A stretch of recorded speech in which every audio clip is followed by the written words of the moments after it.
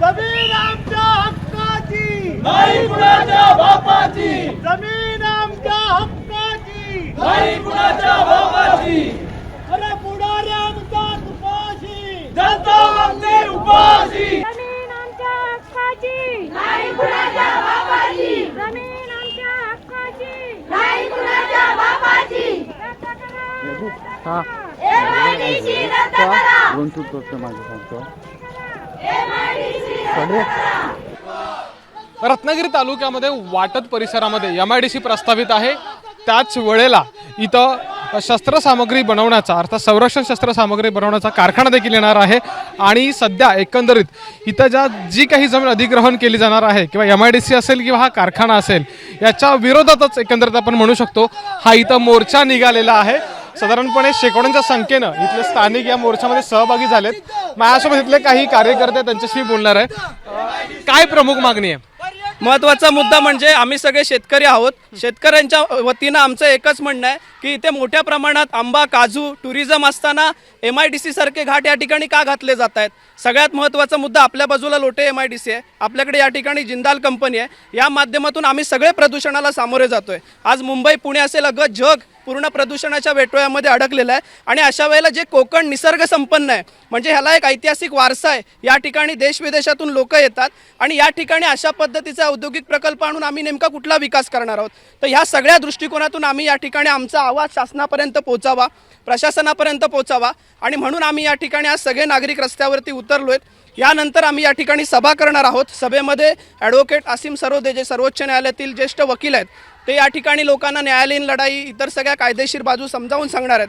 आणि त्याच्यानंतर आपलं खऱ्या अर्थानं जनआंदोलन या ठिकाणी उभं राहणार आहे. आमची लढाई ही आमची जमीन वाचवण्यासाठी आहे, आमचं अस्तित्व वाचवण्यासाठी आहे. आणि आमचं हे कोकण आहे जे भरभरून निसर्गानं दिलेलं आहे ते वाचवण्यासाठी आमच्या सगळ्यांची या ठिकाणी लढाई आहे. साधारणपणे कोकणात जर प्रकल्प आलेच नाही तर रोजगार निर्मिती म्हणजे तुम्ही जो म्हणता आंबा, काजू प्रकल्प याच्यावरती आधारित असे किती प्रकल्प येणार, त्यातनं किती रोजगार निर्मिती होणार हा देखील कायम प्रश्न उपस्थित केला जातो. दुसऱ्या बाजूला प्रत्येक प्रकल्पाला विरोध असं कोकणात कसं होईल?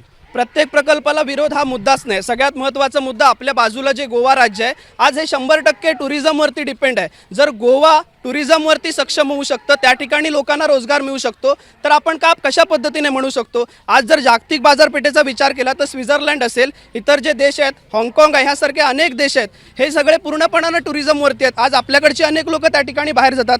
त्यामुळे ही भूमिका चुकीची आहे की औद्योगिक प्रकल्प आणले म्हणजे विकास होईल आणि रोजगार मिळेल. रोजगार निर्मिती आपण कशातूनही करू शकतो आणि त्याच्यासाठी आपल्याकडे अनेक मार्ग या ठिकाणी उपलब्ध आहेत. बरं, मला एक सांगा, शासन ठाम आहे या सगळ्या गोष्टींवरती की प्रकल्प आले पाहिजेत, काय भूमिका असेल पुढच्या काळामध्ये? येत्या काळामध्ये कोकणामध्ये येऊ घातलेले प्रकल्प हे पूर्णपणे केमिकल आहे आणि केमिकलचा मारा जर कोकणावरती बसला तर हा कोकण जी समृद्ध भूमी आहे ती भूमी संपुष्ट नष्ट होण्याच्या मार्गावरती येईल. या ठिकाणी नाणारचा प्रकल्प आला होता, जैतापूर प्रकल्प आला होता, आता MIDC येऊ घातलेली आहे. या ठिकाणच्या लोकप्रतिनिधी या MIDCला विरोध करतात एका काळात आणि आता असं काय घडलं की ते लोक आता MIDCचं समर्थन करतात. MIDCच्या नावाखाली भूसंपादन होतोय, पण ते भूसंपादन होत असताना कशासाठी जमीन तुम्ही घेताय हे लोकांना का सांगत नाही स्पष्टपणे. म्हणजे आमच्यावर केमिकलचा मारा करायचा, इथल्या शेतकऱ्यांना उद्ध्वस्त करायचं. अंडर 60 किलोमीटर 50 किलोमीटरचा जमीन हा केमिकल मुक्त नाही म्हणता येणार तर केमिकल युक्त करायचा आणि इथला आंब्यावरती, काजूवरती अनेक प्रकारचा इथला प्रोडक्टिव्ह मोठ्या प्रमाणात अशा काही फलभाज्या आहेत ज्याच्यावरती याचा मारा होणार आहे आणि म्हणून इथला शेतकरी समूल नष्ट होणार आहे. हे दूरदृष्टिकोनातून आम्हाला दिसलं आणि म्हणून आजच्या पद्धतीचा हे नियोजन आहे. सरकार ठाम राहिलं या प्रकल्पांवरती किंवा जमीन अधिग्रहणावरती तर पुढची दिशा काय असेल? महत्त्वाचा मुद्दा आम्ही आजपर्यंत प्रशासनाला हेच सांगतोय की तुम्हाला नक्की विकास कोणाचा करायचा आहे. जर इथल्या परिसरातला बहुसंख्य शेतकरी म्हणतोय की आम्हाला ही MIDC नको आहे, आम्ही आहोत त्याच्यामध्ये समाधानी आहोत, तर नक्की शासनाची भूमिका ही जर लोकांच्या बाजूने असेल तर मग आज आम्ही ठाम का त्या भूमिकेवर MIDC आणण्यासाठी. आणि सगळ्यात महत्त्वाचा मुद्दा अंबानी असतील, अदानी असतील यांच्यासारख्या उद्योगपतींना अख्खा देश या ठिकाणी देण्यापेक्षा, त्या जमिनी देण्यापेक्षा आमचं म्हणणं आहे आमच्या मालकीची जी काही जमीन आहे जी हजारो वर्षांपासून आमच्याकडे ती आमच्या ताब्यात राहिली पाहिजे.